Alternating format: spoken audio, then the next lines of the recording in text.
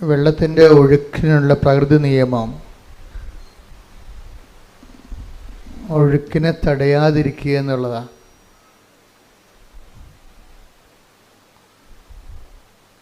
വെള്ളത്തിൻ്റെ ഒഴുക്കിനുള്ള ഒരു പ്രകൃതി നിയമം എന്താ? അവിടെ മാനുഷികമായ ഇടപെടലിൽ ഒഴുക്കിനെ തടയാതിരിക്കുക. ഇപ്പം മദ്രാസിലൊക്കെ വെള്ളപ്പൊക്കം വന്നപ്പോൾ അതിൻ്റെ പഴയ മദ്രാസ് പട്ടണത്തിൻ്റെ പഴയ ബ്ലൂ പ്രിൻറ്റിൽ ഒത്തിരിയേറെ അരുവികളും പുഴകളും ഒഴുകിക്കൊണ്ടിരുന്ന സ്ഥലമാണ്. പിന്നീട് വേനൽക്കാലം വന്നപ്പോൾ ആൾക്കാർ വെള്ളമൊഴുക്കിനെക്കുറിച്ച് മറന്നു, അവിടെ എല്ലാം വീട് വെച്ചു. പിന്നീട് വർഷം വന്നപ്പോൾ, മഴ വന്നപ്പോൾ സ്വാഭാവികമായിട്ട് വെള്ളം ഒഴുകണ സ്ഥലത്ത് കൂടി വെള്ളം ഒഴുകിപ്പോയപ്പോൾ തടസ്സമുള്ളത് കൊണ്ട് വെള്ളപ്പൊക്കം ഉണ്ടായി. അതാണ്ട് ഇതുപോലെ തന്നെ ഉടമ്പടിക്കൊരു സ്വാഭാവികമായ ഒഴുക്കുണ്ട്. ആ സ്വാഭാവികമായ ഉടമ്പടി ഒഴുക്കിന് അങ്ങനെ വിട്ടുകൊടുത്താൽ മതി. അപ്പം എന്താ സംഭവിക്കുന്നത്? ബാക്കി ഇതിൻ്റെ അകത്തുള്ള നമുക്ക് കൃപാസനത്തിൽ മരിയൻ ഉടമ്പടിക്ക് റിസ്ക് ഇല്ലാത്തത് എന്താണെന്നറിയാവോ? റിസ്ക് ഇല്ലാത്തതിന് കാരണം ഇപ്പോഴ് പല വിഷയങ്ങൾ, ഇപ്പോൾ ഞാനൊരു സാക്ഷ്യം കേട്ടുകൊണ്ടിരിക്കുകയായിരുന്നു. അപ്പോൾ ആ സാക്ഷ്യത്തിൽ ഒരു പ്രൊഫസറാണ്, പ്രൊഫസർ ടോയ് തോമസ്. അപ്പം അദ്ദേഹത്തിൻ്റെ വൈഫിനാണ് അസുഖം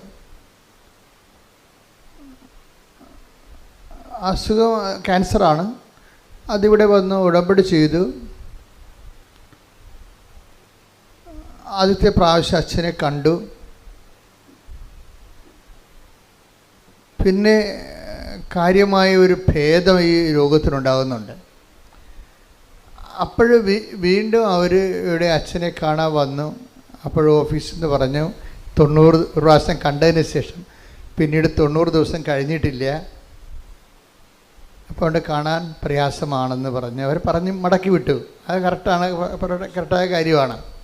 ഒരു പ്രാവശ്യം കണ്ടു കഴിഞ്ഞാൽ പിന്നീട് കാണണമെങ്കിൽ കാര്യം ഉടമ്പടി എന്ന് പറയണത് അച്ഛനെ കാണുന്നതല്ല പ്രശ്നം, അവൻ പറയണത് പോലെ ചെയ്ത് ജീവിക്കുന്ന വിഷയമാണ്. അവിടെ അച്ഛനെ കാണുന്നൊരു വിഷയം അവിടെ ഇതിൻ്റെ അകത്ത് ഇല്ല. പിന്നെ എമർജൻസി ചില കാര്യങ്ങൾ നമ്മൾ കാണുന്നതേ ഉള്ളൂ. ഉടമ്പടിയുടെ ഒഴുക്കെന്ന് പറയണത് അവൻ പറയണത് പോലെ ദൈവസ്നേഹത്തോടെ ചെയ്യുന്ന കാര്യങ്ങൾ ദൈവസ്നേഹത്തോട് ചെയ്യണമെന്നേ ഉള്ളൂ, ചെയ്ത് ജീവിക്കുക, അത്രേ ഉള്ളൂ. അല്ലാതെ എൻ്റെ സ്വാഭാവികമായ ഒഴുക്ക് അതാണ്. നമുക്ക് റിസ്ക് ഇല്ലെന്ന് ഞാൻ പറഞ്ഞതിൻ്റെ കാരണം, അപ്പോൾ എല്ലാ കാര്യത്തിനും ഒരു റിസ്ക് ഉണ്ടല്ലോ. ഇപ്പം നമ്മൾ ഒരു വ്യവസായം തുടങ്ങിയാൽ പോലും ഏറ്റവും കൂടുതൽ റിസ്ക് എന്താണ്? അതിൻ്റെ മാർക്കറ്റിംഗാണ് റിസ്ക്. ഏറ്റവും കൂടുതൽ പ്രയാസമുള്ളത് അതിൻ്റെ മാർക്കറ്റിംഗാണ്. മാർക്കറ്റിംഗ് നടന്നാൽ തന്നെ ബില്ല് പാസ്സായി നമ്മുടെ അക്കൗണ്ടിലേക്ക് വരുന്നവരെ റിസ്ക് ഇങ്ങനെ കണ്ടിരിക്കും. ഉടമ്പടിക്ക് റിസ്ക് ഇല്ലെന്ന് പറഞ്ഞതിൻ്റെ കാരണം ഇത് മാതാവിൻ്റെ പ്രത്യക്ഷീകരണവുമായിട്ട് ബന്ധപ്പെട്ട് വന്നിട്ടുള്ള ഒരു ദൈവ സംവിധാനമാണ്. അതാണ് ഇതിനെക്കുറിച്ച് കൃത്യമായിട്ട് ഉടമ്പടിയെക്കുറിച്ചുള്ള first hand knowledge, primary knowledge എന്താണ്. അതൊരു ബിബ്ലിക്കൽ കോൺസെപ്റ്റാണ് കവനൻ്റ്, ദാറ്റ്സ് ഓക്കെ, ക്ലിയർ. പക്ഷേ കൃപാസനത്തിൽ ഉടമ്പടി വന്നിരിക്കുന്നതിൻ്റെ കാരണം മാതാവിൻ്റെ സമയഘടികാരം നെഞ്ചിൽ ചാർത്തിക്കൊണ്ട് 2004 ഡിസംബർ 7 ദുരന്തമുണ്ടാകാൻ പോണ് പ്രാർത്ഥിക്കണമെന്ന് പറഞ്ഞ ദൈവത്തിൻ്റെ തിരുമനസ്സുണ്ട് പ്രാർത്ഥിക്കുക. അപ്പോൾ എന്ത് പ്രാർത്ഥിക്കണം, എങ്ങനെ പ്രാർത്ഥിക്കണം, അതിൻ്റെ ഉത്തരമാണ് ഉടമ്പടി എടുത്ത് പ്രാർത്ഥിക്കുക എന്നുള്ളത്. അതാണ് പ്രാർത്ഥന. ഉടമ്പടി എടുത്ത് പ്രാർത്ഥിക്കുക. ഉടമ്പടി എടുത്ത് പറയുമ്പോൾ ദൈവവും നമ്മളും തമ്മിൽ ഒരു ബയലാറ്ററൽ എഗ്രിമെൻറ്റിൽ വിശുദ്ധീകരിച്ചും ശക്തീകരിച്ചും കൊണ്ട് ഇരിക്കുന്ന ഒരു ദൈവ പൈതലിനെ പ്രാർത്ഥിക്കാനുള്ള സ്വാഭാവികമായ ഒരു റൈറ്റുണ്ട്. അതിൻ്റെ ഒരു എഫിക്കഷ്യസ് ആയിട്ടുള്ള പ്രെയറാണത്, ഫലപ്രദമായ രീതിയിലുള്ള പ്രാർത്ഥന. നമുക്ക് എന്ത് വേണമെങ്കിലും പ്രാർത്ഥിക്കാം, ആർക്ക് വേണമെങ്കിലും പ്രാർത്ഥിക്കാം, പക്ഷെ കേൾക്കണമെന്നൊരു നിർബന്ധമില്ല. പക്ഷെ ഉടമ്പടിയിൽ കേട്ടേ മതിയാകത്തുള്ളൂ. എന്താ കാര്യം? അത് ഉടമ്പടി പ്രകാരമാണ് നമ്മൾ അതിൻ്റെ അകത്ത് ദൈവമായിട്ട് ഇൻട്രാക്ട് ചെയ്യണത്. കാര്യം ഉടമ്പടി എന്തിനെ ബേസ് ചെയ്ത് നിൽക്കണതാണ്? ദൈവത്തിൻ്റെ വാഗ്ദാനങ്ങളെ ബേസ് ചെയ്താണ് നിൽക്കുന്നത്. അല്ലാതെ വിശ്വാസത്തെ അല്ല. നമ്മൾ വിശ്വാസികളായതുകൊണ്ട് പ്രാർത്ഥിക്കണമല്ല.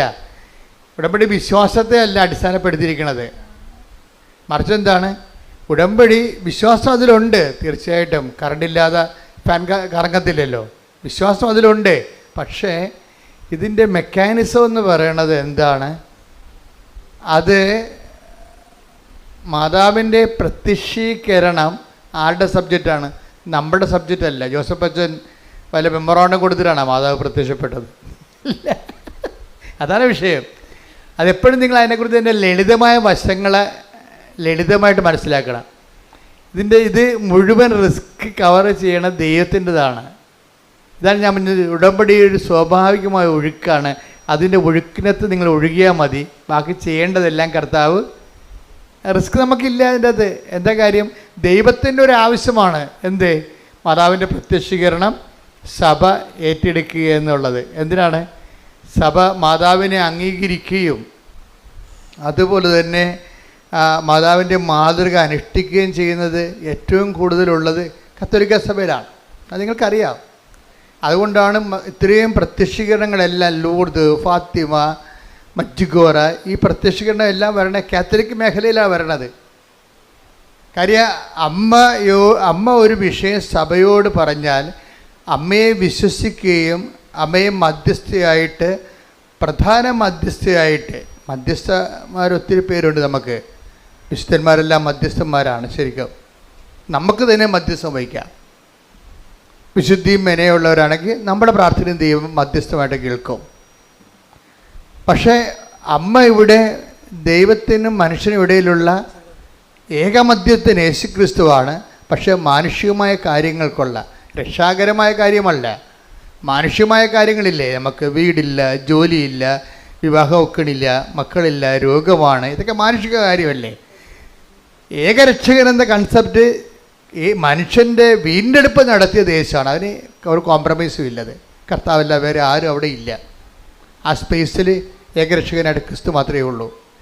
മറിയത്തിൻ്റെ സ്പേസ് എന്ന് പറഞ്ഞാൽ മാനുഷിക ആവശ്യങ്ങളുടെ മേലെ, പ്രത്യേകിച്ച് വേറെ ഒത്തിരിയേറെ മറിയൻ റാങ്കുകളുണ്ടെങ്കിലും സുവിശേഷം തുറക്കപ്പെടുന്നത് അവർക്ക് വീഞ്ഞില്ല എന്ന് അസമയത്ത് പോലും ഈശോൻ്റെ മുമ്പിൽ ആധികാരികമായിട്ട് പറഞ്ഞ് അതിന് സമാധാനം ഉണ്ടാക്കാൻ വേണ്ടി ദൈവം നിശ്ചയിച്ചിരിക്കുന്നതാണ്. അമ്മ കൈയടിച്ച് ശ്രദ്ധിക്കട്ടെ. രണ്ട് പോയിന്റ്സിലാണ് വ്യക്തത വന്നിരിക്കുന്നത്. ഒന്നെന്താണ്? ഉടമ്പടിക്ക് ഒരു സ്വാഭാവികമായ ഒഴുക്കുണ്ട്, അതിനെ തടയരുത്, ഇല്ലേ? സ്വാഭാവിക ഒഴുക്ക്. രണ്ടാമത്തെ പോയിന്റ് എന്താ പറഞ്ഞത്? ഉടമ്പടി നമുക്ക് റിസ്ക് ഇല്ല, സീറോ റിസ്ക്കാണ്. എന്താ കാര്യം? അത് വൃത്തിയും മേനയുമായിട്ട് നമ്മൾ അവൻ പറയണ പോലെ ചെയ്ത് ജീവിച്ചാൽ അത് അത് അംഗീകരിക്കേണ്ടതും അതിന് ഉത്തരം നൽകേണ്ടതും ആരാണ്? ദൈവത്തിൻ്റെ ഒരു ആവശ്യമാണ് ഇവിടെ. കൃപാസനത്തിൽ ഉടമ്പടി എടുക്കുമ്പോൾ നമ്മുടെ ആവശ്യം മാത്രമല്ല, അമ്മയുടെ പ്രത്യക്ഷീകരണ സഭ ഏറ്റെടുക്കണമെങ്കിൽ എന്ത് ചെയ്യണം? അമ്മയുടെ പ്രത്യക്ഷീകരണം സ്ഥിരീകരിക്കുന്ന അടയാളങ്ങൾ ഉണ്ടാകണം. അടയാളങ്ങൾ ഉണ്ടാകണമെങ്കിൽ എന്ത് ചെയ്യണം? അടയാളം ഉണ്ടാക്കുന്ന വിധത്തിലുള്ള രീതിയിലുള്ള സത്യസന്ധമായ ആധ്യാത്മിക ജീവിതം ഉണ്ടാകണം. സത്യസന്ധമായ ആധ്യാത്മിക ജീവിതവും പ്രാർത്ഥനാ ജീവിതവും രണ്ടും രണ്ടാണ്. നമ്മൾ ആധ്യാത്മിക ജീവിതത്തിന് പറയണത്, പ്രാർത്ഥനാ ജീവിതത്തിനാണ് നമ്മൾ ആധ്യാത്മിക ജീവിതം എന്ന് പറയണത്. പറഞ്ഞ മനസ്സിലായില്ലേ? പ്രാർത്ഥനാ ജീവിതം ആധ്യാത്മിക ജീവിതം ആകണമെന്ന് ഒരു നിർബന്ധവും ഇല്ല. സത്യസന്ധമായ ആധ്യാത്മിക ജീവിതം ശരിക്കും പറഞ്ഞാൽ പ്രാർത്ഥനാ ജീവിതവുമായിട്ട് വ്യത്യാസമുണ്ട്. പ്രാർത്ഥനാ ജീവിതം മോശമാണെന്നല്ല പറഞ്ഞത്. സത്യസന്ധമായ ആധ്യാത്മിക ജീവിതം പ്രാർത്ഥനാ ജീവിതമാകണമെന്ന് നിർബന്ധമില്ല. എന്നുവെച്ചാൽ എല്ലാ പ്രാർത്ഥനാ ജീവിതവും ആധ്യാത്മിക ജീവിതമല്ല. അതറിയണമെന്നുണ്ടെങ്കിലേ നിങ്ങൾ 1 തിമോത്തി 4:8 എടുത്തേ. ശാരീരികമായ പരിശീലനം കൊണ്ട് ശാരീരികമായ പരിശീലനം കൊണ്ട് കുറച്ച് പ്രയോജനമുണ്ട്. എന്നാൽ ആത്മീയത എല്ലാവിധത്തിലും വിലയുള്ളതാണ്. എന്തുകൊണ്ടെന്നാൽ അത് ഈ ജീവിതത്തെയും വരാനിരിക്കുന്ന ജീവിതത്തെയും സംബന്ധിക്കുന്ന വാഗ്ദാനങ്ങൾ ഉൾക്കൊള്ളുന്നു. അപ്പോൾ വാഗ്ദാനങ്ങളിലെ ഈ ജീവിത ആധ്യാത്മികതയിൽ രണ്ട് ഘടകങ്ങളുണ്ട്. ഒന്നെന്താണ്, ഈ ജീവിതത്തെ അത് അഡ്രസ്സ് ചെയ്യുന്നുണ്ട്. ഈ ജീവിതത്തെ മാറ്റി നിർത്തിക്കൊണ്ട് തൂണുമേ സൈബന്മാരുണ്ടാക്കുന്ന പരിപാടിയില്ല. ഇപ്പം ചില ആൾക്കാർ സമൂഹത്തിൽ നിന്ന് പൂർണ്ണമായിട്ട് വിട്ടുമാറിയിട്ട് ജീവിതത്തിൻ്റെ മുഴുവനും ആഗ്രഹങ്ങൾ ബലി ചെയ്തുകൊണ്ട് സമൂഹത്തിൽ തന്നെ സ്വയം ഡിപ്രൈവ്ഡായിട്ട് വേറെ ഒരു ലോകത്ത് സ്വന്തം ഈശ്വരാനുഭവത്തിലേക്ക് പോകുന്ന അങ്ങനെ ഒരു സംഭവം ബൈബിളിലില്ല. ശാരീരികമായി ഇപ്പോൾ യോഗ പോലെയുള്ള ശാരീരികമായ അഭ്യാസങ്ങളും ആധ്യാത്മികമായിട്ട് ബൈബിൾ കാണുന്നില്ല. അതാണ് അങ്ങനെ എഴുതിയിരിക്കുന്നത്. ഒന്നിനു വായിച്ചേ. ശാരീരികമായ പരിശീലനം. ശാരീരികമായ പരിശീലനം അതൊക്കെ ഒരു ഫിസിക്കൽ എക്സർസൈസാണ്. It's okay. ഫിസിക്കൽ എക്സർസൈസും ആധ്യാത്മികതയും തമ്മിൽ യാതൊരു ബന്ധവുമില്ല. അതാ വിഷയം. ബൈബിൾ ആധ്യാത്മികതയാണ് ഞാൻ സംസാരിക്കുന്നത്. ഫിസിക്കൽ എക്സർസൈസ് അങ്ങനെ പലതരത്തിലുള്ള യോഗാസനങ്ങളുണ്ടാകും, അതുപോലെ. പക്ഷേ അതും ബൈബിളുമായിട്ട് ആധ്യാത്മികതയുമായിട്ട് ബന്ധമില്ല. ഒന്നിനു വായിച്ച ഭാഗം. ശാരീരികമായ പരിശീലനം കൊണ്ട് കുറച്ച് പ്രയോജനമുണ്ട്. അതെ. എന്നാൽ ആത്മീയത എല്ലാവിധത്തിലും വിലയുള്ളതാണ്. എന്തുകൊണ്ടെന്നാൽ അത് ഈ ജീവിതത്തെയും വരാനിരിക്കുന്ന ജീവിതത്തെയും സംബന്ധിക്കുന്ന വാഗ്ദാനങ്ങൾ ഉൾക്കൊള്ളുന്നു. ഇതിനാണ് ഉടമ്പടി എന്ന് പറയണത്. ഉടമ്പടിയുടെ ബേസ്മെൻറ്റ് എന്താണ്? വാഗ്ദാനമല്ലേ. ഉടമ്പടിയുടെ ബേസ്മെൻറ്റ് എന്താണ്? വാഗ്ദാനമാണ്. ഉടമ്പടി എന്തിലാണ് ആശ്രയിച്ചിരിക്കുന്നത്? ഉടമ്പടിയുടെ ഓരോ വിഷയങ്ങൾക്കും കറസ്പോണ്ടിങ് ആയിട്ടുള്ള 8840 വാഗ്ദാനങ്ങളുണ്ട് ബൈബിളിൽ. 8855 വാഗ്ദാനങ്ങൾ ബൈബിളുണ്ടെന്ന് പറയുന്ന ബൈബിൾ പണ്ഡിതന്മാരുണ്ട്. അപ്പോൾ ഈ ദൈവം ക്യാഷ് ആൻഡ് കൈൻഡായിട്ട് ഈ ജീവിതത്തെയും നിത്യജീവിതത്തെയും ബാധിക്കുന്ന നമുക്ക് കിട്ടുന്ന ആനുകൂല്യങ്ങളെ ദൈവം പ്രഖ്യാപിച്ചിരിക്കുന്ന വാഗ്ദാനത്തിൻ്റെ രീതിയിലാണ് വാഗ്ദാനം. അപ്പോൾ ഈ വാക്കിൻ്റെ ഉള്ളിലാണ് ദൈവം ദാനം വെച്ചിരിക്കുന്നത്. അപ്പം നമ്മൾ ഉടമ്പടിയിലൂടെ നമ്മൾ എന്താ ചെയ്യണത്? ഈ വാക്കിൻ്റെ ഉള്ളിലിരിക്കുന്ന ദാനത്തെ പുൾ ഔട്ട് ചെയ്യാൻ ടു പ്രോമിസ് ഞാൻ പുസ്തകത്തിൽ എഴുതിയിട്ടുണ്ട്. എൻ്റെ പുറമിത്തരെ പ്രോമിസ് മീൻസ് അതിൻ്റെ മൂലം എന്താണ്? ലാറ്റിനാണ്. പ്രോമിസ് എന്നുള്ള ലത്തീൻ ഇംഗ്ലീഷ് വാക്കിൻ്റെ മൂലം, അതിൻ്റെ റൂട്ട് എന്ന് പറഞ്ഞാൽ ലത്തീൻ വാക്ക് പ്രൊമിത്തരയുടെ റൂട്ട് മീനിങ് ആണ് ടു പുൾ ഔട്ട്, വലിച്ചു പുറത്തെടുക്കണമെങ്കിൽ എന്ത് ചെയ്യണം? ബലം ഉണ്ടാകണം. എന്ത് ബലമാണ്? ജിംനാസ്റ്റിക് ബലമല്ല, ആത്മീയ ബലമുണ്ടാകണം. ദൈവത്തിൻ്റെ വാഗ്ദാനങ്ങൾ പ്രാപിക്കാൻ വേണ്ടി നമുക്ക് ശാസ്ത്രീയമായിട്ട് എന്താ ഉണ്ടാകേണ്ടത്? ആത്മീയ ബലമാണ് ഉണ്ടാകേണ്ടത്. ദൈവത്തിൻ്റെ വാഗ്ദാനം പ്രാപിക്കാൻ വേണ്ടി അതുകൊണ്ടാണ് പൗലോസ് പറയണത് ശാരീരിക കൊണ്ട് കുറച്ച് പ്രയോജനമൊക്കെ ഉണ്ടെന്ന്. ഒരു ഡിസിപ്ലിൻ കിട്ടുമായിരിക്കും, പക്ഷേ ലക്ഷ്യം സാധിക്കും. അത് മാർഗമല്ലേ? അതൊക്കെ മാർഗമാണ്. ലക്ഷ്യം എന്താണ്? ലക്ഷ്യം സാധിക്കുന്നത് എന്ത് വേണം? ആധ്യാത്മികത എല്ലാത്തിലും പ്രധാനപ്പെട്ടതാണ്. അതെന്താണ്? അത് ഈ ജീവിതത്തിൻ്റെയും വരാൻ പോകുന്ന ജീവിതത്തിൻ്റെയും വാഗ്ദാനങ്ങളെയാണ് അടിസ്ഥാനപ്പെടുത്തുന്നത്. വാഗ്ദാനം എത്രയാണ്? 8850 വാഗ്ദാനങ്ങൾ, അല്ലെങ്കിൽ 55 വാഗ്ദാനങ്ങൾ. അതിലെന്തെല്ലാം ഉണ്ട്? ഈ ജീവിതമുണ്ട്, പിന്നെ വരാനിരിക്കുന്ന ജീവിതമുണ്ട്. ഇപ്പോൾ ഈ വരാനിരിക്കുന്ന ജീവിതത്തെയാണ് ഉടമ്പടി കാർക്കശ്യമായിട്ട്, ഇപ്പോൾ ചിലർ പണ്ട് ഞാൻ പറഞ്ഞിട്ടുണ്ടായി, അതായത് ഉടമ്പടി എന്ന് പറയുന്നത് നിത്യതയിലേക്കുള്ള എക്സ്പ്രസ് ഹൈവേ ആണെന്ന് പറഞ്ഞു. പ്രൊഫസർ ടോയ് തോമസ് ഇത് റീകോട്ട് ചെയ്യുന്നുണ്ട്. എന്താണ്? അച്ഛൻ പറഞ്ഞിട്ടുണ്ട് ഉടമ്പടി എന്ന് പറയുന്നത് നിത്യതയിലേക്കുള്ള എക്സ്പ്രസ് ഹൈവേ ആണെന്ന്. എന്താ കാര്യം? ഉടമ്പടിയിൽ അവൻ പറയണത് പോലെ ചെല്ലുകയല്ല, പിന്നെ എന്താണ്? ചെയ്യുകയാണ്. ഇപ്പം നിത്യത എന്ന് പറയുന്ന വിഷയത്തിൽ ചെയ്യുക എന്നുള്ള കോൺസെപ്റ്റും ആയിട്ട് ലിങ്ക് ചെയ്തിരിക്കുകയാണ്. നിത്യത നമ്മൾ ചെല്ലുന്നതിലല്ല ഇരിക്കണത്, പിന്നെ എന്തിലാണ്? ചെയ്യുന്നതിലാണ് ഇരിക്കുന്നത്. മത്തായി ശ്ലീഹായുടെ സുവിശേഷം 25:34. അനന്തരം രാജാവ് തന്റെ വലതുഭാഗത്തുള്ളവരോട്, ഈശോ വീണ്ടും വിജയശ്രീ ലാളിതനായി യുഗാന്ത്യത്തിലെ യുഗങ്ങളുടെ രാജാവായി എഴുന്നള്ളുന്നതിനെ കുറിച്ച് പറയുന്നതാണ്. കർത്താവിൻ്റെ രണ്ടാം വരവിനെ കുറിച്ച് പറയുന്നതാണ്. എന്താണ്? അനന്തരം രാജാവ് തന്റെ വലതുഭാഗത്തുള്ളവരോട് അരുൾ ചെയ്തു, എന്റെ പിതാവിനാൽ അനുഗ്രഹിക്കപ്പെട്ടവരെ വരുവിൻ. ലോകസ്ഥാപനം മുതൽ നിങ്ങൾക്കായി സജ്ജമാക്കിയിരിക്കുന്ന രാജ്യം അവകാശപ്പെടുത്തുവിൻ. ഈ രാജ്യം അവകാശപ്പെടുമ്പോഴാണ് രക്ഷിക്കപ്പെടുന്നത്. അല്ലാതെ വെള്ളം കോരി ഏതെങ്കിലും തൊടി പൊങ്ങി വരുമ്പോൾ രക്ഷിക്കപ്പെടത്തില്ല. അതെപ്പോഴും നമ്മൾ അറിയണം. വൃത്തിമേനമായിട്ട് ബൈബിൾ അറിയണം. അല്ലെങ്കിൽ അബദ്ധത്തിൽ പോയി ചാടും. ഏതെങ്കിലും വെള്ളത്തിൽ ഇപ്പോൾ പൊങ്ങി വരുമ്പോൾ രക്ഷിക്കപ്പെടത്തില്ല. രക്ഷിക്കപ്പെടണമെന്നുണ്ടെങ്കിൽ അവസാന നിമിഷങ്ങളിൽ ആ രാജ്യം കൈവശമാക്കണം. ഇതെല്ലാം ബാക്കിയുള്ള എല്ലാ സംരംഭങ്ങളും ഒരു മാർഗ്ഗങ്ങളാണ്.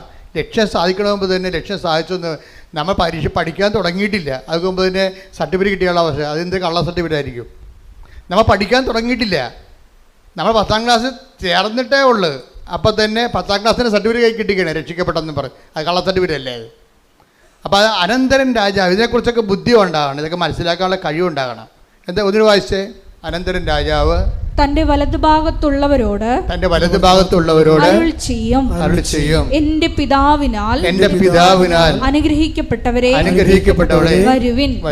ലോകസ്ഥാപനം മുതൽ നിങ്ങൾക്കായി സജ്ജമാക്കിയിരിക്കുന്ന രാജ്യം അവകാശപ്പെടുത്തുവിൻ. ഈ രാജ്യം അവകാശപ്പെടുത്തും. കർത്താവിൻ്റെ കൂടെ നിത്യതയോളം ജീവിക്കാനുള്ള വാഴുവിനുള്ള അവകാശം പ്രാപിച്ചു കഴിയുമ്പോഴാണ്, രാജ്യം അവകാശപ്പെടുമ്പോഴാണ് ഒരു ആത്മാവ് രക്ഷിക്കപ്പെടുന്നത്. ശരിക്കും പറഞ്ഞു അതാണ് സഭയുടെ നിലപാട്, സത്യസന്ധമായ നിലപാട്. അച്ഛൻ പറഞ്ഞു വരുന്നതിൻ്റെ കാരണം എന്താ? ഇവിടെ അവസാനം ചോദിക്കണത് നിങ്ങൾ ചെയ്ത കാര്യങ്ങളാണ്, ചൊല്ലിയ കാര്യങ്ങളല്ല. ഉടമ്പടി വിജയിക്കണത് അതാണ്. അവസാനം കർത്താവ് നമ്മളോട് ചോദിക്കണത് എന്താണ്? നമ്മൾ ചെയ്ത കാര്യങ്ങളാണ്. ഞാൻ രോഗിയായിരുന്നു, നിങ്ങൾ എന്നെ സന്ദർശിച്ചു. ഞാൻ നഗ്നനായിരുന്നു, നിങ്ങൾ എന്നെ ഉടുപ്പിച്ചു. എനിക്ക് വിശന്ന് നിങ്ങളെനിക്ക് ഭക്ഷണം തന്നു. ഇപ്പോൾ ആൾക്കാർ ഏറ്റവും വലിയ ഞങ്ങൾ കാരുണ്യപ്രവൃത്തി പറയുമ്പോൾ ഈ നഗ്നനെ ഉടുപ്പിക്കുന്ന പോലെ തന്നെയാണ് അറിവില്ലാത്തവർക്ക് അറിവ് പകർന്നു കൊടുക്കുന്നത്. ഇപ്പോൾ 2-3 സാക്ഷി ഞാൻ കേട്ടു. ഇന്നലെ ഒരു നോൺ ക്രിസ്ത്യനായിട്ടൊരു മോൾ പറഞ്ഞ്, ഞാൻ ചെയ്യുന്ന ഏറ്റവും നല്ല നന്മ പ്രവൃത്തി എന്ന് പറയുന്നത് എല്ലാവരെയും കൊണ്ട് ഞാൻ എൻ്റെ കൂട്ടുകാരെ കൊണ്ട് ഞാൻ ജർമ്മൻ പഠിപ്പിക്കും. എന്നിട്ട് ഞാൻ അവർക്ക് ട്യൂഷൻ എടുക്കും. ഞാൻ തന്നെ അവർക്ക് ട്യൂഷൻ എടുക്കും. എന്താണ്? അറിവില്ലാത്തവരെ പഠിപ്പിക്കുകയാണ് സംഭവം. ഇപ്പോൾ ഓരോരുത്തർക്കും നമുക്ക് ചെയ്യാൻ പറ്റുന്നതാണ് ചെയ്യാൻ പറ്റുന്നത് എപ്പോഴും. അതേപോലെ ഈ കാരുണ്യ പ്രവർത്തികൾ 7 എന്നല്ല, 7,000 70,000 ഉണ്ട്. അവർക്ക് ചെയ്യാൻ പറ്റുന്നത് അവൾ ചെയ്തു. ആരാണ്? ഈശോ പറഞ്ഞത് എന്താണ്? ഇപ്പം ചെയ്യാൻ പറ്റുന്നതെല്ലാമാണ് ഉടമ്പടി ചെയ്യേണ്ടത്. ഇപ്പം യൂദാസ് പറഞ്ഞില്ലേ, വൈ ദിസ് വേസ്റ്റ് എന്ന് ചോദിച്ചില്ലേ? കർത്താവിൻ്റെ പദാന്തികത്തിൽ ബെഥനിയിലെ മറിയം സുഗന്ധം പൂശിയപ്പോൾ എന്താ പറയുന്നത്? Why this waste? എന്തിനാണ് ഈ ഇങ്ങനെ വേസ്റ്റ് ആക്കണ പണം? പാവത്തിന് കൊടുക്കാൻ പാടില്ല എന്ന് ചോദിക്കുമ്പോൾ കർത്താവിൻ്റെ ഉത്തരവ് എന്താണ്? അവൾക്ക് ചെയ്യാൻ take the word of God. മർക്കോസ് 14:8 ഇവൾക്ക് സാധിക്കുന്നത് ഇവൾ ചെയ്തു. എന്റെ സംസ്കാരത്തിന് വേണ്ടി ഇവൾ എന്റെ ശരീരം മുൻകൂട്ടി തൈലം പൂശുകയാണ് ചെയ്തത്. അപ്പൊ ഈശോ അഡ്മിറ്റ് ചെയ്തിരിക്കുന്നത് 7 കാരുണ്യ പ്രവൃത്തികളല്ല. എന്താണ്? ഓരോരുത്തർക്കും ഇവിടെ 700 കോടി മനുഷ്യരുണ്ടെങ്കിൽ 700 കോടി മനുഷ്യർക്കുള്ള 700 കോടി സാധ്യതകളുണ്ട്. നിങ്ങൾക്ക് ചെയ്യാം. ഇപ്പോൾ ആ മാളെന്ത് ചെയ്യുന്നതിനെ പറഞ്ഞ അശ്വതി എന്താ പറഞ്ഞത്? എനിക്ക് ജർമ്മൻ പഠിപ്പിക്കുന്നതാണ് എൻ്റെ ഒരു സാധ്യത. അതുകൊണ്ട് ഞാൻ എൻ്റെ കൂട്ടുകാരെ വിളിച്ചിരുത്തിയിട്ട് അവർക്ക് ജർമ്മൻ B1 പഠിപ്പിച്ചു കൊടുക്കും. നമ്മൾ B2 പാസ്സായതാണ്. അപ്പോൾ അതുകൊണ്ട് B1 പഠിപ്പിച്ചു കൊടുക്കും. ഉടമ്പടിയിൽ എന്തുമാത്രം നന്മ പ്രവർത്തികളാണ് നടക്കുന്നത്. കഴിഞ്ഞ ദിവസങ്ങളിലേ ജുബിൻ എന്നും പറഞ്ഞൊരു സാക്ഷിയുണ്ട്. എൻജിനീയറിംഗ് സ്റ്റുഡൻ്റാണ്. 4 സപ്ലി ഉണ്ടായിരുന്നു കക്ഷിക്ക് ഉടമ്പടി എടുക്കുമ്പോൾ. അപ്പോൾ ഉടമ്പടി എടുത്തു കഴിഞ്ഞപ്പോൾ പുള്ളി അത് 7 സപ്ലി ആയിട്ട് കൂടി. അപ്പോൾ ജുബിൻ പറഞ്ഞേ അത് ഞാൻ മൈൻഡ് ചെയ്യില്ല. എന്താണ്? ഇപ്പം മാതാവിൻ്റെ കൂടെ ഉണ്ടല്ലോ. അപ്പോൾ ഉടമ്പടി എടുക്കുമ്പോൾ ഒരാളിനോടാണ് ചിലപ്പോൾ ഫസ്റ്റിൽ വണ്ടി ഒന്ന് അല്പം പുറകോട്ട് പോകും. മനസ്സിലായില്ലേ? എപ്പോഴും ശ്രദ്ധിച്ചേക്കണം. പക്ഷേ അത് നല്ല ജ്ഞാനമുള്ളത് കാരണം ഇവന് നല്ലൊരു ജ്ഞാനമുണ്ട്, അവൻ്റെ പഠിപ്പിനത്തെ ജ്ഞാനമുണ്ട്. അതുകൊണ്ട് എനിക്ക് കുഴപ്പമില്ല. അമ്മ ഉണ്ടല്ലോ കൂടെ. ഇപ്പം സപ്ലി കൂടിയേ, 3 സപ്ലി കൂടി. പരീക്ഷയുടെ അരിയർ വന്ന് കൊടിശിക വന്ന് തോറ്റു. 7 നേരത്തെ 4 തോറ്റുള്ളൂ, ഇപ്പോൾ 7 തോറ്റു. പക്ഷെ അതുകൊണ്ട് അവന് പ്രശ്നമില്ല. പല ആൾക്കാർക്കും പ്രശ്നം ഇതാണ്, അയ്യോ ഞാൻ ഉടമ്പടി എടുത്തല്ലോ, എന്നിട്ടിപ്പോൾ മുമ്പത്തൊക്കെ കടമായല്ല, മുമ്പത്തൊക്കെ പ്രശ്നമായല്ല എന്നല്ല. അങ്ങനെയല്ല. ഉടമ്പടി എടുത്തപ്പോൾ എന്താ ഉള്ളത്? അവൻ പറഞ്ഞ കറക്റ്റാണ് കാര്യം. ഇപ്പോൾ അമ്മ എൻ്റെ കൂടെ ഉണ്ടല്ലോ ഒന്ന്. അപ്പം ദൈവം എപ്പോഴും ശ്രദ്ധിക്കേണ്ടത് ഉടമ്പടിയുടെ ബേസിക്കായിട്ടുള്ള സംഭവം എന്താണ്? പ്രസൻസ് തന്നെയാണ്, ഒരു സംശയമില്ല. ഉടമ്പടിയുടെ ബേസിക്ക് ഇത് നമ്മൾ ഒറ്റയില്ല. കാര്യം മനുഷ്യൻ്റെ വിഷയം ആദ്യകാലം പോലെ അങ്ങനെയല്ലേ. ആദ്യകാലം പോലെ ഇപ്പം പുരുഷനെ സൃഷ്ടിച്ചപ്പോൾ ദൈവം എന്താ പറയണത്? മനുഷ്യന് ഏകനായിരിക്കണത് അതൊരു നല്ല കാര്യമല്ലേ. കാര്യം ചിലപ്പോൾ അവന് നിരാശ കൊണ്ട് തന്നെ ചിലപ്പോൾ ആത്മഹത്യ ചെയ്ത് വരും. കാര്യം മനുഷ്യൻ്റെ ഒരു വിഷയം മനുഷ്യൻ്റെ ഒരു ക്രീച്ചർ ലെവലിൽ അങ്ങനെ ഏകസ്ഥമായിട്ട് അങ്ങനെ തുടരാൻ പാടാണ്. അതിനെന്ത് ചെയ്യും? അതിന് മനുഷ്യൻ 2 കാര്യം ചെയ്യും. ചില ആൾക്കാർ ചേർന്ന ഇണയെ മനുഷ്യമായിട്ട് തന്നെ കണ്ടെത്തും. ഭൂരിപക്ഷം പേര് അങ്ങനെ ചെയ്യും. ഞങ്ങളെപ്പോഴുള്ളവർ ദൈവസേവ ശുശ്രൂഷയായിട്ട് ദൈവ സാന്നിധ്യം കണ്ടെത്തും. പക്ഷെ നിങ്ങൾക്കറിയാം, ഞങ്ങളെ ജയിക്കണ പാടിൽ നിങ്ങൾ ചിലപ്പോൾ തോറ്റു പോകണമെന്നല്ല ഞാൻ പറയണത്. അതായത് നിങ്ങളെ ഒരു ഇണയെ തിരഞ്ഞെടുത്തെന്ന് വിചാരിച്ചോ, ഈ ഇണയെ തിരഞ്ഞെടുത്തെന്ന് വിചാരിച്ചാലും ശരി, ഇണ ഉണ്ടെങ്കിലും ചില സമയത്ത് ഇണയില്ലാത്ത പോലെ നമുക്ക് ഫീൽ ചെയ്യും. ദൈവികതയിൽ അതില്ല. ഒരിക്കൽ തിരഞ്ഞെടുത്ത് കഴിഞ്ഞാൽ എന്നും കുന്നും നമുക്ക് ബോധം ഉണ്ടെങ്കിൽ നമുക്കിതിനെക്കുറിച്ച് സത്യസന്ധമായിട്ടാണ് നമ്മൾ ജീവിതം കമ്മിറ്റ് ചെയ്തിരിക്കണമെന്നുണ്ടെങ്കിൽ ഈ സാന്നിധ്യത്തിന് ഗ്യാരണ്ടീഡാണ്. പക്ഷേ വിവാഹത്തിലുള്ള സാന്നിധ്യം ഗ്യാരണ്ടീഡ് അല്ല ശരിക്കും പറഞ്ഞാൽ. അതുകൊണ്ട് നല്ല ശരിക്കും റിസ്ക് ഇല്ലെങ്കിൽ വിവാഹ ജീവിതം ആധ്യാത്മിക ജീവിതത്തേക്കാൾ പാടായിട്ട് വരും. ഇപ്പം ഇന്നലെ ഒരു ചേച്ചി എന്നോട് പറഞ്ഞ്, അച്ഛാ എൻ്റെ ജീവിത പങ്കാളി മറ്റ് സ്ത്രീകളുമായിട്ട് ബന്ധമുണ്ട്, അവിശ്വസ്തതയാണെന്ന് പറഞ്ഞു. അതാണ് അവർ ഉദ്ദേശിക്കുന്നത്. ജീവിത പങ്കാളി കല്യാണം കഴിച്ചതാണ്.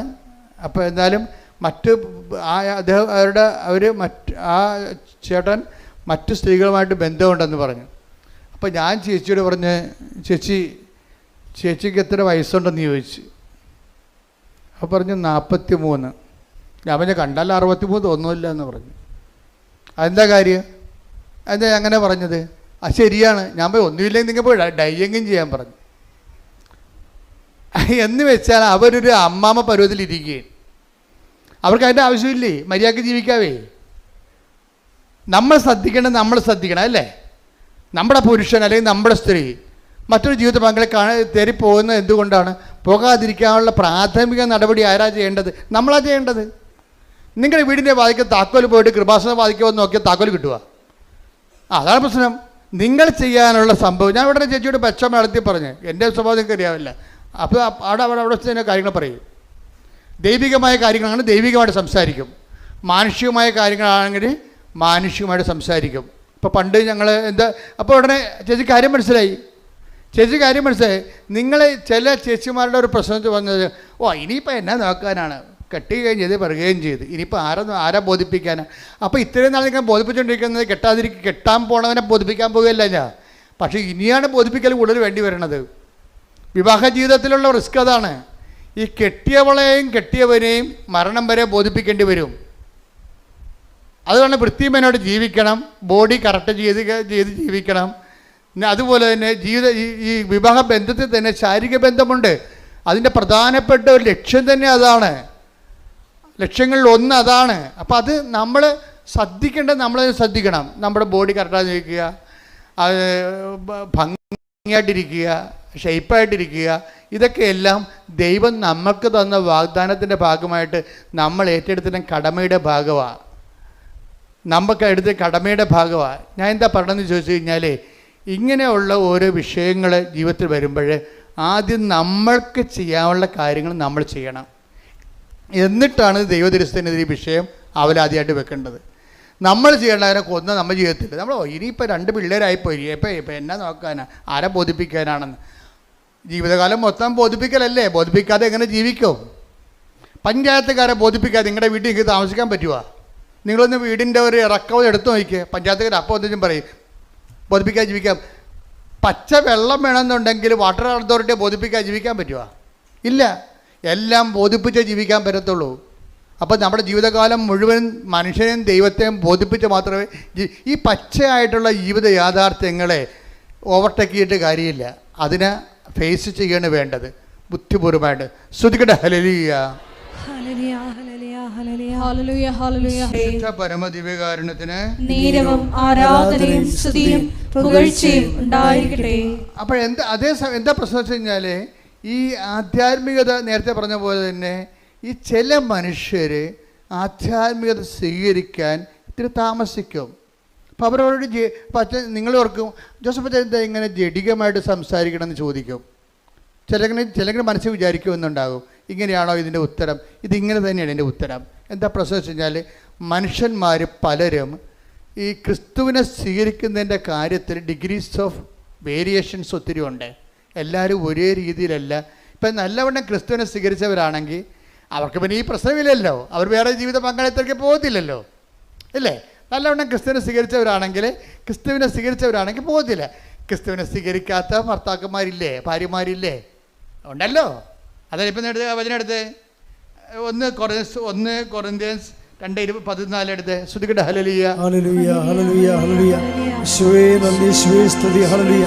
യേശുവേ ആരാധന ആരാധന ആരാധന. 1 കൊരിന്തോസ് 2:14. ലൗകിക മനുഷ്യന് അതേ കിടക്കണം. എന്താണ് സംഭവം? ലൗകിക ഒന്ന് പറഞ്ഞേ. ലൗകിക മനുഷ്യന് ദൈവാത്മാവിന്റെ ദാനങ്ങൾ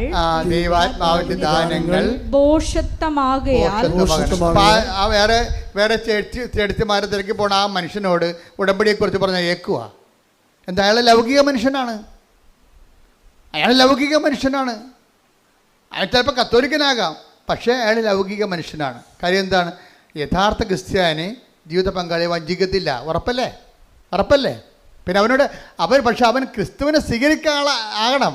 ക്രിസ്തുവിനെ സ്വീകരിച്ച ആളാണ്. അതുകൊണ്ടാണ് പറയുന്നത്. എന്ത് വായിച്ച്? ലൗകിക മനുഷ്യന് ദൈവാത്മാവിന്റെ 1 കൊരിന്ത്യൻസ് 2:14 ഏറ്റു പറഞ്ഞ ലൗകിക മനുഷ്യന് ദൈവാത്മാവിന്റെ ദാനങ്ങൾ ഭോഷത്വമാകയാൽ അവനത് സ്വീകരിക്കുന്നില്ല. ഈ ദാനങ്ങൾ ആത്മീയമായി വിവേചിക്കപ്പെടേണ്ടവയാകയാൽ അവ ഗ്രഹിക്കാനും അവന് സാധിക്കുന്നില്ല. അപ്പൊ ഈ സീറോ ആയിട്ടുള്ള വിശ്വാസത്തെ ഉള്ള ആൾക്കാരെ ഉടമ്പടിയിലൂടെ പതുക്കെ, കാര്യം ഇന്ന് സീറോ ഫെയ്ത്തിലിരിക്കുന്ന ആൾക്കാരെ പെട്ടെന്ന് ഉടമ്പടിയിൽ, ഇപ്പം നമുക്കറിയാമല്ലോ, ഇപ്പം 8ാം ക്ലാസ് വെച്ച് 6ാം ക്ലാസ് വെച്ച് പഠനം നിർത്തിയെന്ന് വിചാരിച്ചോ, ഇല്ലേ? അവർക്ക് 10ാം ക്ലാസ് അവരുടെ വയസ്സ് കഴിഞ്ഞിട്ടുണ്ടെങ്കിൽ 10-32 വയസ്സായിട്ടുണ്ടെങ്കിൽ ഗവൺമെൻറ് അവർക്കൊരു പ്രൊവിഷൻ കൊടുക്കും. എന്താണ്? 10ാം ക്ലാസ് നിങ്ങൾക്ക് എഴുതാവുന്ന. ഇപ്പോൾ ഉണ്ടായിരുന്നല്ലേ? അങ്ങനെ ഉണ്ടൊരു നിയമം, അല്ലേ? ഇതുപോലെ തന്നെയാണ് BAയും MAയും ഒക്കെ.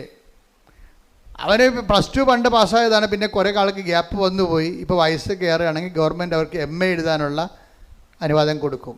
ഉടമ്പടി ഇതാണ് സംഭവം. ഉടമ്പടി ചെയ്യണത് ഇതാണ്. എന്താ കാര്യം? നിങ്ങൾക്ക് ഫെയ്ത്തിനൊപ്പം ക്രൊണോളജിക്കൽ ഇയർ, നിങ്ങളുടെ വയസ്സിനൊപ്പം നിങ്ങളുടെ ഫെയ്ത്ത് ഇയർ വളരുന്നില്ലെന്ന് വിചാരിച്ചോ. നിങ്ങളുടെ വയസ്സിനൊപ്പം ഇപ്പം നിങ്ങൾക്ക് 40 വയസ്സുണ്ട്. പക്ഷെ 40 വയസ്സുണ്ടെങ്കിലും പണ്ടത്തെ കർത്താവിൻ്റെ മാലാഖയും കലാപരിപാടിയൊക്കെ കയ്യിലുള്ളു. മനസ്സിലായില്ലേ? എന്ന് വെച്ചാൽ 8 വയസ്സിൻ്റെ ആധ്യാത്മിക വളർച്ചയേ ഉള്ളൂ. വയസ്സ് 40-40 നിങ്ങളുടെ ക്രൊണോളജിക്കൽ ഇയർ എന്ന് വെച്ച് കഴിഞ്ഞാൽ ജഡിക വളർച്ച, ജഡിക വയസ്സ് ആധ്യാത്മിക വയസ്സിൻ്റെ ചിലപ്പോൾ 5 ഇരട്ടിയാകാം. 8 40. 8 വയസ്സിൽ നിങ്ങൾക്ക് ഉണ്ടായിരുന്ന 8 വയസ്സെന്ന് പറയുമ്പോൾ 3ാം ക്ലാസ്സിൽ പഠിക്കുന്നു. ആ 3ാം ക്ലാസ്സിൽ പഠിക്കുമ്പോഴാണ് നമ്മൾ കർത്താവിൻ്റെ മാലാഖി കാര്യങ്ങളൊക്കെ പഠിക്കണം, വേദപുസ്തകം പഠിക്കണത്. പിന്നെ ആ മേഖലയിൽ പഠനങ്ങളൊന്നുമില്ല. വയസ്സിപ്പോൾ 40 ആയി. ഇപ്പോൾ എന്താ പറ്റിയിരിക്കണത്? ജഡിക വയസ്സ് വളർന്ന് വിശ്വാസ വളർച്ച 8ാം ക്ലാസ് വരെയേ ഉള്ളൂ. മനസ്സിലായ? ഇനി നമ്മൾ 40 വയസ്സിൻ്റെ പരീക്ഷ ഒപ്പം എഴുതുന്ന ഒറ്റ ഉടമ്പടിയിലാണ് നമ്മൾ സംഭവിക്കണത്. ഇത് ഒറ്റ ഉടമ്പടിയിൽ അവൻ പറയണ പോലെ വചനം ജീവിച്ച് കഴിയുമ്പോൾ എന്നാ പറ്റും? 2 ദിവസത്തിനുള്ളിൽ തന്നെ ഇവന് വിശ്വാസം അറച്ച് 40 വയസ്സ് വരെ എത്തും. ശ്രുതികട ഹല്ലേലൂയ. ഹല്ലേലൂയ ഹല്ലേലൂയ ഹല്ലേലൂയ ഹല്ലേലൂയ. യേശുവേ ആരാധന. ഹല്ലേലൂയ ഹല്ലേലൂയ ഹല്ലേലൂയ. യേശുവേ ഞങ്ങളുടെ ക്രോണോളജിയോടൊപ്പം തന്നെ വളരുവാൻ, കൂടുതൽ വളരുവാൻ ആരാധനകളോട് ഞങ്ങൾ അഭിഷേകിക്കുന്നു. അതായത് ഈ ഉടമ്പടിയുടെ ഏറ്റവും വലിയ ശക്തി എന്ന് പറയുന്നത്, ഇത് എത്ര ആധ്യാത്മികമായിട്ട് തോറ്റ് തുന്നമ്പാടി കിടക്കുന്നവനെയും അത് വൃത്തിമെനയായിട്ട് ഉടമ്പടിയിലേക്ക് അവന് അത് പ്രയോഗത്തിൽ കൊണ്ടുവരുമ്പോൾ പെട്ടെന്ന് ഇവൻ്റെ ഫെയ്ത്ത് ഇയർ അവൻ്റെ വയസ്സിനേക്കാൾ കൂടുതലാകും. നമുക്കറിയാമല്ലോ, എപ്പോഴും ഇപ്പം നമ്മളൊരു ലെൻസ് ഒരു തീപ്പെട്ടിക്കൊള്ളി എടുത്ത് വെച്ചു. അപ്പോൾ നമ്മൾ എന്നിട്ട് ലെൻസ് എടുത്തിട്ട് സൂര്യന് നേരെ പിടിച്ചു. അപ്പോൾ ലെൻസ് പിടിക്കുമ്പോൾ തന്നെ തീപ്പെട്ടിക്കൊള്ളി കത്തത്തില്ലല്ലേ? ആ ലെൻസിൻ്റെ സൂര്യപ്രകാശം ഫോക്കസ് ചെയ്തിട്ട് ആ മരുന്നിലേക്ക് ഒരു കുറച്ച് നേരം അങ്ങനെ ഫോക്കസ് ചെയ്യുമ്പോൾ തീപ്പെട്ടിക്കൊള്ളിയുടെ മരുന്ന് വശം പുകഞ്ഞ് കത്തും. അതുപോലെ ഉടമ്പടി കൃത്യതയിലേക്ക് അവൻ പറയണ പോലെ ചെയ്യുമ്പോൾ ആ ചെയ്യാൻ പറ്റിയ ദൈവസ്നേഹം ഉണ്ടാകണം, ആ ചെയ്യാൻ പറ്റിയ ദൈവവിശ്വാസം ഉണ്ടാകണം, ആ ചെയ്യാൻ പറ്റിയ ദൈവപ്രത്യാശ ഉണ്ടാകണം. ഇതിന് അറിവിൻ്റെ പ്രത്യാശയുണ്ട്, അഭിഷേക പ്രത്യാശയുണ്ട്. അതാണ് വിഷയം. ഒരു വിഷയം നമ്മൾ അറിവിൽ ചെയ്യുമ്പോൾ അറിവിൻ്റെ പ്രത്യാശ ഉണ്ടാകത്തുള്ളൂ.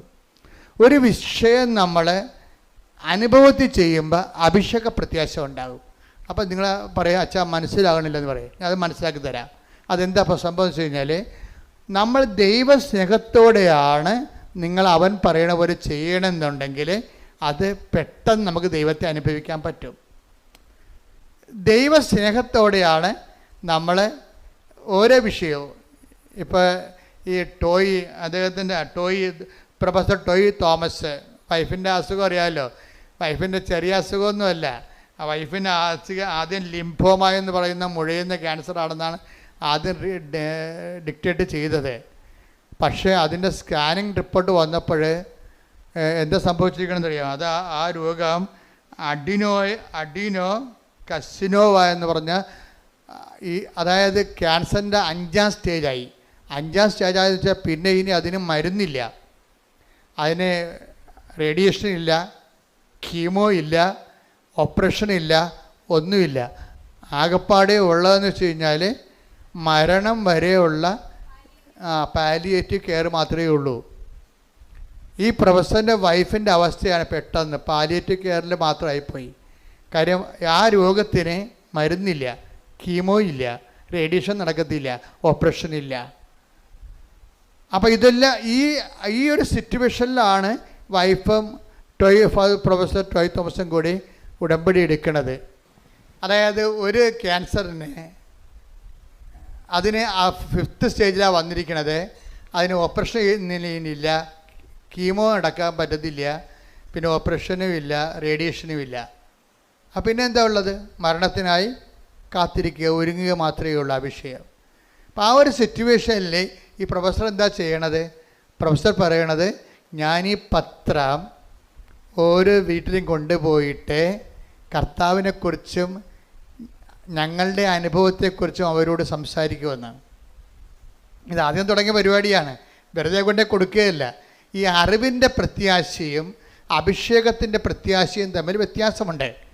കാര്യം എന്നിട്ട് ഇവർ പറയുന്നത്, അതായത് ഇതിൽ നിന്ന് രക്ഷപ്പെടാൻ കഴിയുമെന്ന് വൈഫിന് പ്രത്യാശ ലഭിച്ചു. ഇവർക്ക് രണ്ടുപേർക്കും പ്രത്യാശ ലഭിക്കുന്നുണ്ട്. നമ്മളെപ്പോഴും പ്രത്യാശ എന്ന് പറയുമ്പോൾ ഉടനെ നമ്മൾ ഉദ്ദേശിക്കുന്നത് ഒരു അറിവിൻ്റെ പ്രത്യാശയുണ്ട്, അഭിഷേകത്തിൻ്റെ പ്രത്യാശയുണ്ട്. അറിവിൻ്റെ പ്രത്യാശ ഉണ്ടെങ്കിലും നമ്മുടെ ഉള്ളിൽ ഒരു നിരാശ ഉണ്ടാകും.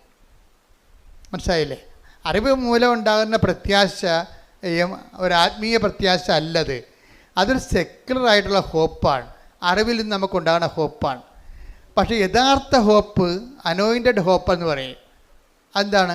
റോമ 5:5 എടുത്ത്, പ്രത്യാശ നമ്മെ നിരാശരാക്കുന്നില്ല, കാരണം നമുക്ക് നൽകപ്പെട്ടിരിക്കുന്ന പരിശുദ്ധാത്മാവിലൂടെ ദൈവത്തിൻ്റെ സ്നേഹം നമ്മുടെ ഹൃദയങ്ങളിലേക്ക് ചൊരിയപ്പെട്ടിരിക്കുന്നു. അതാണ് പ്രശ്നം. ഇത് അറിവിൻ്റെ പ്രത്യാശ അല്ല. ഇത് വെച്ചുകൊണ്ട് പ്രത്യാശ എന്ന് പറഞ്ഞുകൊണ്ട് വാപിളിച്ചിട്ട് കാര്യമില്ല. ഇതെന്ന് പറയണത് പരിശുദ്ധാത്മാവിനാൽ നിറയുമ്പോൾ നമ്മൾ പ്രവർത്തിക്കുന്ന പരിശുദ്ധാത്മാവിനാൽ പറഞ്ഞേ നമ്മിൽ പ്രവർത്തിക്കുന്ന പരിശുദ്ധാത്മാവിനാൽ ദൈവത്തിന്റെ സ്നേഹമെന്തെന്ന് നമ്മൾ അറിയുന്നു. ഇതാണ് ഞാൻ നിങ്ങളോട് പറഞ്ഞത്. അതായത് സാധാരണ കേവലമായ അറിവിലൂടെ ഒരു പ്രത്യാശ ഉണ്ടാകും, അത് ബുദ്ധിപരമായ ഒരു പ്രത്യാശയാണ്. പക്ഷേ ദൈവദാനമായ പ്രത്യാശ എന്ന് പറയുന്ന പുള്ളി അതിൽ പരിശുദ്ധാത്മാവിൻ്റെ കണ്ടൻറ്റ് വൈസ് റിച്ചായിരിക്കും. അതുകൊണ്ടാണ് നമുക്ക് നിരാശ തോന്നാത്തത്.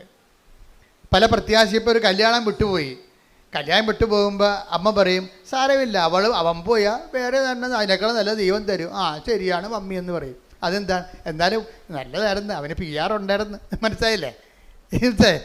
ഇതാണ് അലങ്കോല പ്രത്യാശ എന്ന് പറയുന്നത്. ഇപ്പോൾ ഒരു കല്യാണം സെറ്റായി, പക്ഷെ അത് വിട്ടുപോയപ്പോൾ ഇവക്ക് ഇത്രയും നാൾ അവർ ബോണൊക്കെ വിളിച്ചായിരുന്നു, ഭയങ്കര വർത്തമാനമൊക്കെ ആയിരുന്നു, ഇപ്പം കെട്ടിയതുപോലെയാണ് അവർ പോയത്. പക്ഷേ സംഗതി പൊളിഞ്ഞു പോയപ്പോൾ പിന്നെ ഇവക്ക് ഭക്ഷണവും വേണ്ട, ഉറക്കവും ഇല്ല, അവൾക്ക് പ്രാന്തിയെപ്പോലെ അവിടെ ഇരിക്കുകയാണ്. അപ്പം മമ്മി വന്ന് അവളോട് പറയണേ, എടി ഇതിപ്പോൾ അവൻ പോട്ടെ, അവന് വേറെ വല്ല കേസൊക്കെ ഉണ്ടാകും, ദൈവം അത് നമ്മുടെ കണ്ണിൽ കൊള്ളാനുള്ള പുരുകത്തിലാക്കി തന്നതാണെന്നൊക്കെ പറഞ്ഞ് മമ്മിയുടെ കാറ്റഗറിസ് അടിച്ച് അവളെ ഏൽപ്പിച്ചു. ഇതിനേക്കാൾ നല്ലത് നമുക്ക് വരും, അതല്ലേ ദൈവം ഇത് മാറ്റിയതെന്നൊക്കെ. ഇതൊക്കെ മാനുഷികമായിട്ട് പറഞ്ഞ് പറ്റിക്കാവുന്നല്ല, വലിയ കഥയൊന്നുമില്ല. അത് തൽക്കാലത്തേക്കുള്ള സുഖം കൊടുക്കുന്നേ ഉള്ളൂ. ഇതിന് അറിവിൻ്റെ പ്രത്യാശ എന്ന് പറയും. അപ്പോൾ ഇവൾ പറയും, ആ ശരി മമ്മി, ഇനി ഞാൻ വിഷമിക്കത്തില്ല, ഞാൻ ഭക്ഷണം കഴിച്ചോളാം എന്ന് പറഞ്ഞാലും അവൾ ഭക്ഷണം കഴിക്കും. പക്ഷേ എന്ത് പറ്റും, നിരാശ അവളുടെ ഉള്ളിൽ. ഇപ്പോൾ നല്ലതായിരുന്നത്, അതിന് അതിന് PR കിട്ടുമായിരുന്നു, ഇനി വലിയ കുഴപ്പമൊന്നുമില്ല, ഇനി ഏത് കാലമാടനാണോ വരാൻ പോണത് എന്നൊക്കെ ഓർത്തിട്ട് അവൾക്ക് ഭയങ്കര സംഘർഷം ഉണ്ടാകും. ഇങ്ങനെ ഈ ഒരു വിഷയത്തിനാണ് നമ്മളെ നിരാശ ഉണ്ടാകും, പ്രത്യാശ ഉണ്ടാകും, പക്ഷേ അതേസമയം തന്നെ നിരാശ തോന്നിക്കുകയും ചെയ്യും. ഇവിടെ പരിശുദ്ധാത്മാവിന് പ്രത്യേകിച്ച് റോളൊന്നുമില്ല. അപ്പുറത്തെ കാര്യം എന്താണ്, ഇപ്പം ഈ മമ്മി പറഞ്ഞിട്ടുണ്ടായിരിക്കുന്ന പ്രത്യാശ മാനുഷികമായ അറിവിൻ്റെ പ്രത്യാശയാണ്. പക്ഷെ നമുക്ക് വേണ്ടത് എന്താണ്, അഭിഷേകത്തിൻ്റെ പ്രത്യാശയാണ്. അഭിഷേകത്തിൻ്റെ പ്രത്യാശ എങ്ങനെയാണ് വരണത്, ദൈവസ്നേഹത്തിൽ നിന്നാണ് ഉണ്ടാകണത്. നിങ്ങൾ പത്രം കൊടുത്തു എന്നും പറഞ്ഞുകൊണ്ട് നിങ്ങൾക്ക് ദൈവാനുഗ്രഹം കിട്ടണമെന്ന് നിർബന്ധമില്ല. കൊടുക്കണം എന്താണ്, ദൈവസ്നേഹത്തോടെ കൊടുക്കണം. പറഞ്ഞ മനസ്സിലായില്ലേ? കാര്യം ഇതിൻ്റെ എല്ലാം എപ്പോഴും നമ്മൾ ശ്രദ്ധിക്കേണ്ടത്, ഉടമ്പടിയുടെ ഓരോ കാര്യവും ശ്രദ്ധിക്കേണ്ടത് നിങ്ങൾ ചെയ്യുന്ന. ഇപ്പോൾ രോഗികളെ നിങ്ങളെ പോയി കാണുന്നു അല്ലേ, രോഗികളെ പോയി കാണുന്നു. അതുപോലെ തന്നെ നിങ്ങൾ വസ്ത്രമില്ലാത്തവർക്ക് വസ്ത്രം കൊടുക്കുന്നു. അതുപോലെ തന്നെ നിങ്ങൾ പൈസ ഇല്ലാത്തവർക്ക് പൈസ കൊടുക്കുന്നു. ഇതൊക്കെ നിങ്ങൾക്ക് സാങ്കേതികമായിട്ടൊക്കെ ചെയ്യാൻ പറ്റും, ആരും ചെയ്യണതാണിത്. പക്ഷേ അതല്ല പ്രശ്നം. ഉടമ്പടിയിൽ അത് ചെയ്യുമ്പോൾ അത് ദൈവികമാകണമെന്നുണ്ടെങ്കിൽ ദൈവസ്നേഹത്തിലൂടെ ചെയ്യാൻ പറ്റത്തുള്ളൂ. ഈ ദൈവസ്നേഹത്തോടെ ചെയ്യുമ്പോഴാണ് ദൈവികമായ, ഇപ്പം നമ്മൾ ഫെയ്ത്ത്, ഹോപ്പ് ആൻഡ് ചാരിറ്റിക്ക് ദൈവിക പുണ്യങ്ങളെന്നാണ് പറയണത്. അപ്പോൾ അതിനെ ദൈവിക പുണ്യം എന്ന് പറയാൻ കാര്യം എന്താണ്, ഈ സംഭവം തന്നെ ഓപ്പൺ മാർക്കറ്റിൽ കിട്ടും പുണ്യങ്ങൾ. നമ്മളതിനെ പുണ്യങ്ങളെന്നല്ലേ വിളിക്കണത്. പ്രത്യാശയൊക്കെ മനുഷ്യന്മാർക്കുണ്ടല്ലോ, അത് കെട്ടിയെടുത്ത് ക്രിസ്ത്യാനി ആയിട്ടില്ലെങ്കിലും പ്രത്യാശ ആൾക്കാർക്കുണ്ടല്ലേ, മാനുഷികമായ പ്രത്യാശ ഉണ്ട്. എന്തുകൊണ്ടാണ് ഇതിനെ ദൈവിക പുണ്യങ്ങളെന്ന് വിളിക്കാൻ കാര്യം എന്താണ്, ദൈവദത്തമായ പുണ്യങ്ങളാണ്. അതായത് പരിശുദ്ധാത്മാവിന് ദാനമായിട്ട് ലഭിക്കുന്നത് കൊണ്ടാണ്. അതുകൊണ്ടാണ് പൗലോസ് 5:5 പറയണത്, പ്രത്യാശ നമ്മളെ നിരാശരാക്കുന്നില്ല. പറഞ്ഞേ, പ്രത്യാശ നമ്മെ നിരാശരാക്കുന്നില്ല. നമ്മൾ ചിന്തിയിരിക്കുന്ന പരിശുദ്ധാത്മാവിനാൽ, ദൈവത്തിന്റെ സ്നേഹമെന്തെന്ന് നമ്മൾ അറിയുന്നു. അപ്പൊ പ്രത്യാശ നമ്മൾ അനുഭവിക്കുമ്പോഴും അടിസ്ഥാനപരമായിട്ട് നമ്മൾ അനുഭവിക്കുന്നത് എന്താണ്, ദൈവത്തിൻ്റെ സ്നേഹമാണ്. ഈ പ്രൊഫസർ ടോയ് തോമസിൻ്റെ വൈഫ്, അവർക്ക് അവർ പാലിയേറ്റീവ് കീമോയാണ് എടുത്തത്. വെച്ച് കഴിഞ്ഞാൽ അത് നല്ല മോർഫിനൊക്കെ അടിച്ചുള്ള ഒരു കീമോയാണ് ആ സംഭവം. അപ്പം അത് ഒരു മരവിപ്പ് തോന്നുന്നു, അത്രേ ഉള്ളൂ. രോഗം സുഖമാക്കുകയില്ല. രോഗത്തിൻ്റെ മരുന്നൊന്നും ഇല്ല, ആ രോഗത്തിന് മരുന്നില്ല, ഓപ്പറേഷൻ ഇല്ലെന്ന് പറഞ്ഞില്ല, റേഡിയേഷൻ ഇല്ല, കീമോയും ഇല്ല. പക്ഷേ ഇത് കഴിയുമ്പോൾ ഇവർക്ക് നല്ല പ്രത്യാശ കിട്ടും. ഇവർ പറയുന്ന വാക്കതാണ്, ഇങ്ങനെയൊക്കെ ഇത്രയും വലിയ ചികിത്സയാണെങ്കിലും എനിക്ക് നല്ല പ്രത്യാശ ഉണ്ടെന്ന്. ആ പ്രത്യാശ എന്ത് പ്രത്യാശയാണ്? പരിശുദ്ധാത്മാവിൻ്റെ പ്രത്യാശയാണ്, ദൈവികമായ പ്രത്യാശയാണ്. ഇവരെന്നോട് ചോദിക്കും, ഇവർ കണ്ണാടി നോക്കി ചോദിക്കണം, കർത്താവേ എൻ്റെ മുടി എന്താണ് കൊഴിയാത്തതെന്ന്. കീമോയൊക്കെ എടുക്കുന്നുണ്ട്, പക്ഷെ മുടി കൊഴിയണില്ല. കാര്യം നീ അഗ്നിയിലൂടെ നടക്കും, അഗ്നി നിന്നെ വിഴുങ്ങത്തില്ല. അഭിഷേക വിധി പ്രകാരമുള്ള പ്രത്യാശയാണ് ഇത്. ദൈവത്തിന് സാധിക്കുന്നത്, നമുക്ക് സാധിക്കുന്നത് ഉടമ്പടിയിലൂടെയാണ്. ദൈവികമായി ദാനം നമുക്ക് അവകാശമാക്കുന്നത് എങ്ങനെയാണ്? അവൻ പറയണത് പോലെ ചെയ്യുമ്പോഴല്ല, അവൻ പറയണത് പോലെ ദൈവസ്നേഹത്തോടെ ചെയ്യുമ്പോഴാണ്. കൈയടിച്ച് ശ്രദ്ധിക്കട്ടെ.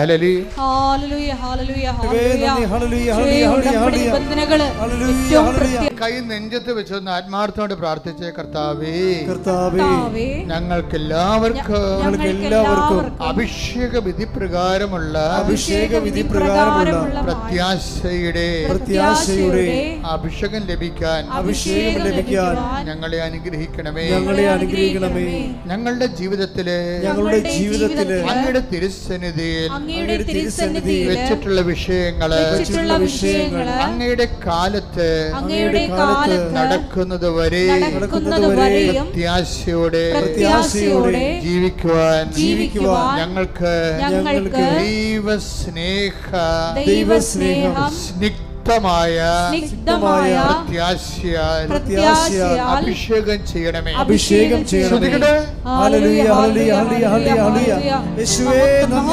നമ്മൾ ശ്രദ്ധിക്കേണ്ട കാര്യം, ഉടമ്പടിയെ ഇങ്ങനെ ഒക്കുമെങ്കിലും ഒക്കട്ടെ, നമുക്ക് ചെയ്ത് നോക്കാം. നിങ്ങൾ അങ്ങനെ ഒരു അംബിഗസ് ഹൈപ്പോത്തറ്റിക്കലായിട്ട് ഒരു സാങ്കല്പികമായിട്ട് ചെയ്യുമ്പോഴാണ് നിങ്ങൾ ശരിക്കും ഉടമ്പടി എടുത്ത് പണി മേടിക്കണത്. കാര്യം എന്താണ്? നിങ്ങൾ ദൈവത്തെ പരീക്ഷിക്കുകയാണ്. ചില ആൾക്കാരെന്ത് ചെയ്യും? അവർ ഉടമ്പടിയെക്കുറിച്ച് നല്ലവണ്ണം പഠിക്കും. ആദ്യം സാക്ഷ്യങ്ങളെല്ലാം കേട്ട് മനസ്സിൽ ഉറപ്പാക്കും. എന്നിട്ടെന്താ? ഒറ്റ ചെയ്താണ്.